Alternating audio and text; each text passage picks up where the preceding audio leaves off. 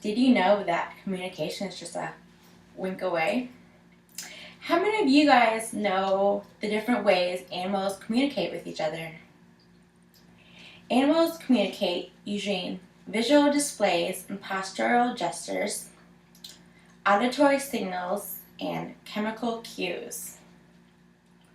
First, I'm going to be talking about how I have owned 4 labs and I've had 30 puppies. This is a picture of me when I was young, holding and playing with one of my lab's 30 puppies. Can you hold this for me? Yes. Thank you. First, we're going to talk about how animals communicate using postural gestures and visual displays.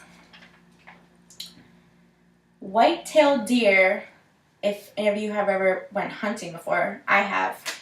If you see a white-tailed deer, look around and put up its tail, and you see its white part of its tail, that means it is signaling danger to other white-tailed deer in the area.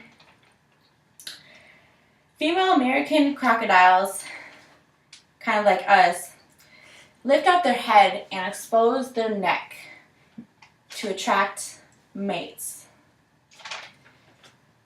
Gorillas, according to factsmonsters.com, stick out their tongue like we all did when we were kids when we were angry at somebody. Sometimes I still do that, but I try not to. Second, we're going to talk about how animals use auditory signals to communicate with each other. Dolphins are very unique, not just because they're cute and fabulous, but they also have their unique voice, so to speak, just as we as humans have unique fingerprints.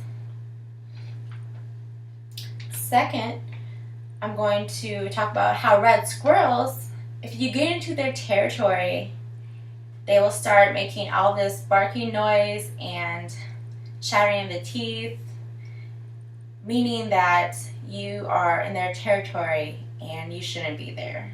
Because if you were there, then you should get out, like now. And then coyotes, according to NatureWorks from New Hampshire Public TV, they also use auditory displays to tell other coyotes in the area that, you know, I'm here and you shouldn't come near me because this is my territory. Kind of like the red squirrel, but a bit more menacing. Mm-hmm. Third, we're going to talk about how animals use chemical cues to signal to each other different messages. Domestic cats, if any of you have any, you know that they love to rub against you. Usually they rub against you using the side near their mouth, the top of their head, or the base of their tails, which is where their scent glands are. And when you see them doing that, that means they're claiming you as their territory because they love you so much.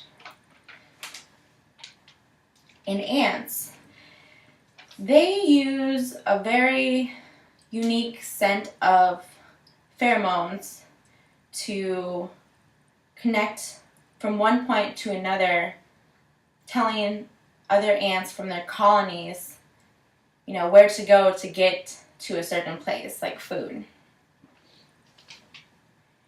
And skunks, according to Animal Planet, and like we mostly always know, have this really distinct and smelly odor to them, especially when you get really close and they don't want you to be that close.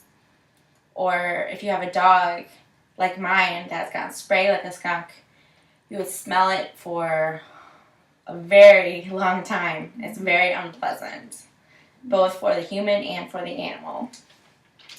In conclusion, animals communicate using visual displays and postural gestures as well as auditory signals and chemical cues. How many of you think you have what it takes to communicate in the animal world using all of their different ways of communication? I don't think I could. And communication is just a how away.